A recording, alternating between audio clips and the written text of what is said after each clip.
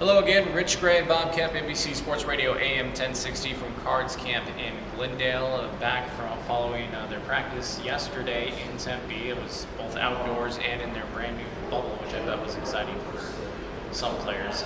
Anyway, we're back.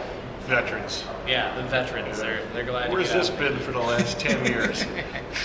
We're back in Glendale, and Ryan Williams, he's still day-to-day, but the running backs, Rashard Mendenhall, got some good news. He was back. Andre Ellington expected to be back later in the week, but you have a full list of who was... Yeah, let's start with Williams. I mean, at what point here do, I don't know if they cut ties, but there's got to be a time this is becoming a concern.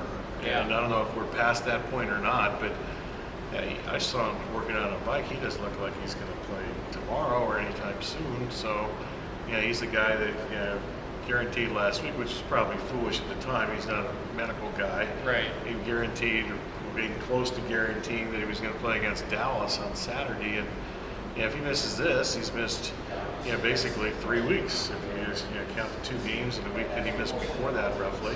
So, at some point here, I think this is becoming more than just a nagging injury, something that's, I think, a significant, I think the concerns are. So whatever's past that. Well, especially with the new coaching staff, too. They drafted 2 guys behind him. Yep. I mean, so, and those 2 guys, at least one of them is pretty good, it appears, Taylor. So. And Mendenhall was back out in practice today, and he looked okay. I mean, I'm not sure when Ellington's going to be back out here either. He had a slight concussion. Also, when the first thing they said, talked about the neck, and I saw him doing neck exercises. Down here they have like a little injured players corner. For some of you who went to Flagstaff in the past, you'd go up the hill and that's where they all would be.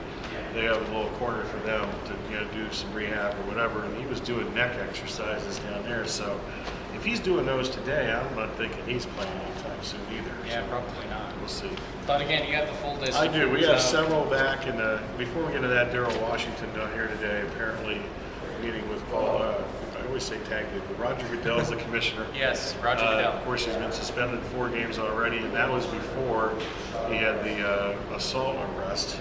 So we'll see if anything comes of that. Which was interesting because he talked about that last week. He was saying he was hoping to get it reduced. Well, you can say that. Yeah. I mean, that doesn't happen very often. Maybe it will, but it seems highly unlikely. Yeah. But he wasn't here today. So to start with. Now, the other guys, this is an injury update.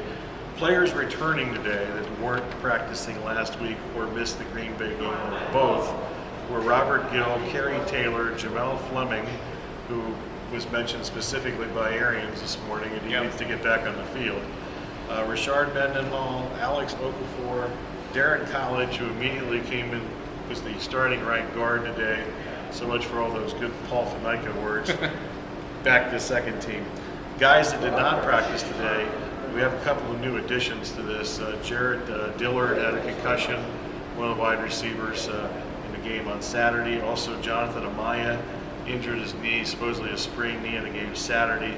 So those are the new additions. Guys that did not play Saturday or Friday or missed some practice last week that didn't practice today were Andre Ellington, Dan Giordano, Carlos Dansby, Corey Sperry, Jeff King, Dan Williams, Ricky Lumpkin, and Williams and Sperry have already been declared out of this week's game against Dallas by Arians.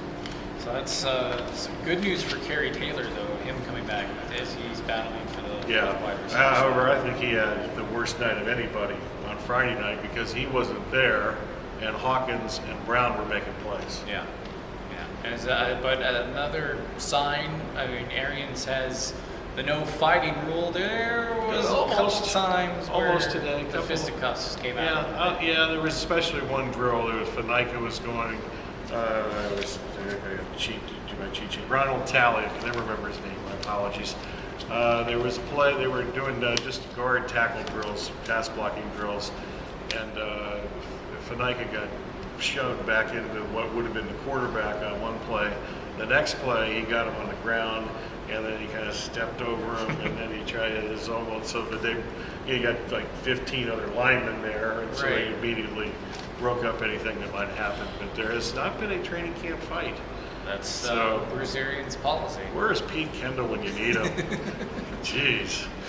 So what should we look forward in tomorrow's Sports Zone? Tomorrow's Sports Zone, lots of talk about the offense. Arians and Carson Palmer both talking about how things went. Might slip a little Stephon Taylor in there too. So that'll be at 9:15. We'll also have lots of ASU tomorrow. Taylor Kelly did not practice today for ASU. He's okay, folks, for the long run, but didn't practice in their first scrimmage, and they went up the hill to Camp T today. And also the Will Sutton thing that unfortunately we didn't get in today. I'll get in that. That'll be tomorrow along with Evan Finkenberg. We'll get him in there too tomorrow. So that'll be just part of the show. Michigan football preview. Reluctantly. Well, we did Ohio State today. That's only fair. It's a fair and balanced crap that we live up to. Yeah, you had the Irish last week though, so that was. No, I haven't done them yet. Oh, you haven't done them yet? That's coming up. That's coming up. Okay. One of these maybe. Check out BobCampBottomline.com and you can find out when that Notre Dame preview will Apparently, be. I need to do that. Yeah. So again, keep checking out BobCampBottomline.com and NBC Sports Radio AM1060.com for the latest on Cardinals camp and more. As for the Cardinals, they're back out here tomorrow in the morning and in the afternoon, and they'll be off on Wednesday, back on the field on Thursday, and then they'll be taking on the Cowboys on Saturday, which you will be at. After not practicing Friday. Right, no practicing on Friday. You'll be there. I'll be up in Camp T. So I'll be here. All sorts of coverage. Right there. Saturday. Yeah. That's my seat right there for the Cardinals. So, for Bob Kemp, assuming we have the same seats as we have the last 6-7 years. I like sitting there. Yeah, it's a good view. It's perfect. With the end-zone view, I like it. It's pretty nice. Also, you get to see the home sidelines, which is important. It was really good when Todd Haley was here. But maybe it'll be good this year too. Yeah, maybe. Okay. It's very more vocal. So, got a little more in your bargain there for today, folks. For Bob Kemp, I'm Rich Gray. It's been Tour another of the press box. Cards Camp video blog over there on NBC Sports Radio AM1060.com. We'll talk to you tomorrow.